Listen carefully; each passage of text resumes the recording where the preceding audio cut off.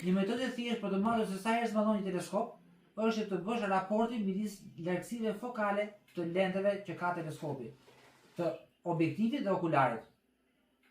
Raporti i largësive fokale të këtyre dyjave tregon zballimin e teleskopit. Nëse ne marrim objektivin, ajo lentja e madhe e teleskopit apo pasqyra dhe vendosim përpara një burimi të dritës, burimi mundësisht të jetë në infinit larg, dielli për shembull, dhe shohim se ku kjo lente e bashkon e mbledh dritën e diellit në një pikë shumë të vogël, minimumin e mundshëm. Unë këtu me ditën që kam këtë dhoma, vendi i qartë është këtu.